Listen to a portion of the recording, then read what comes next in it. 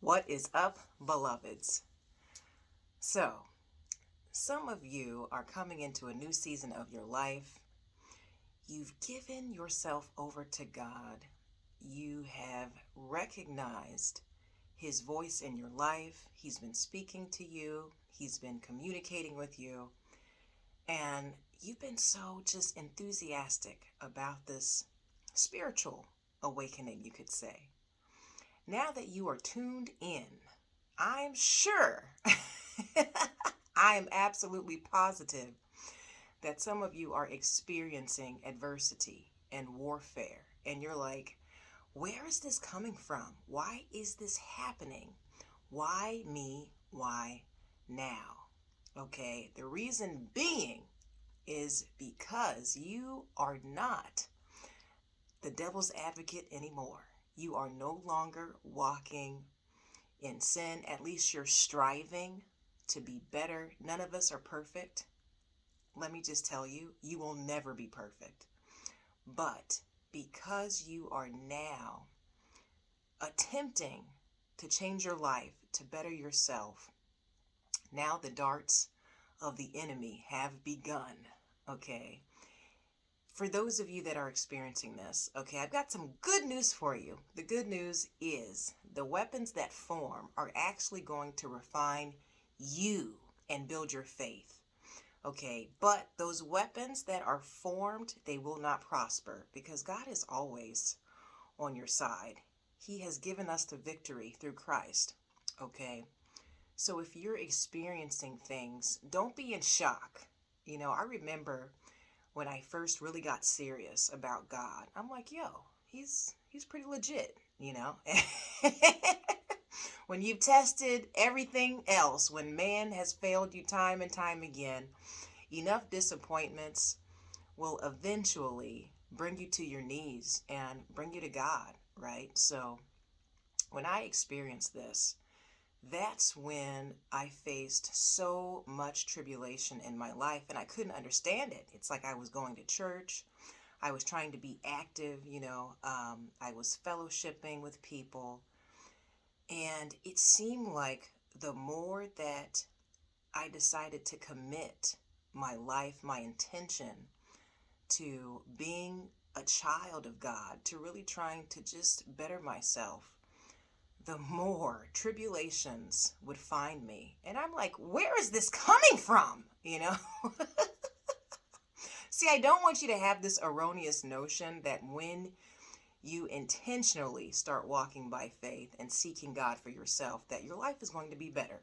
No, okay? As a matter of fact, the more that you try to aspire in your Christianity, in your Christian walk, whatever you want to call it, whatever makes you, feel inspired, the more the darts of the enemy are going to find you. It's like you basically painted a target on your back. But you have to know that everything is always working out in our favor, because that's just God's design for us. It is what it is, you know, and it also gives you a chance to really get to know God, to know that you can trust Him.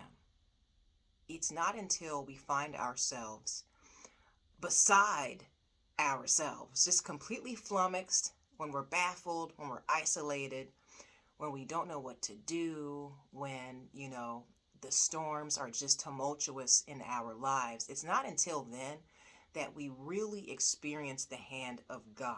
Like people that don't go through anything. I'm not going to say that they're walking with the enemy, but I will tell you this much. People that don't go through anything, they don't necessarily experience those radical miracles, those testimonies that, are etched within the confines of your being, that are sown within your heart. And it's like those trials, those trying times, it makes you so much closer to God. It makes you have a relationship with Him. You will grow in your faith because the more that you grow in your faith, the bigger the trials that are going to come against you. And the more radical, you're just going to see God's hand moving in your life. Like, whoa, I did not do that. No, you didn't. That was, that was all God, you know? And it's interesting to see the conclusion, how these things work out, how he works these things out, you know? And it never stops. So I don't want you to think, oh, now that I'm a Christian, everything's going to be okay. No, it won't be. Like, oh, now that I graduated, you know, this happened in my life and I've overcome this and, you know, now I'm good. You will be good. Okay. But God is great. And when you are walking with him, that's an inspiration for the enemy to attack you. Like, you have to understand that. Like, oh, so she thinks she's going to turn her life around. So he thinks he's going to give his life over to God, you know. And I just want you to be prepared. I don't want you to be in shock. I don't want you to be in awe. You know, you are going to have just so many great testimonies. You know, there's things that have happened in my life that it's like, I have to write a book for you guys. I have to, you know, do like a Lifetime movie event or something, because like there's so many things that happen. And it's in those still moments with him that it's like, wow, you gain the most revelation that not only is, you know, he for you, but he favors you, but he loves you, you know, and you're going to come into a higher discernment of that the more that you do walk with him. Okay. But I just wanted to get on here because I know that God is calling a lot of you out and he's calling you up.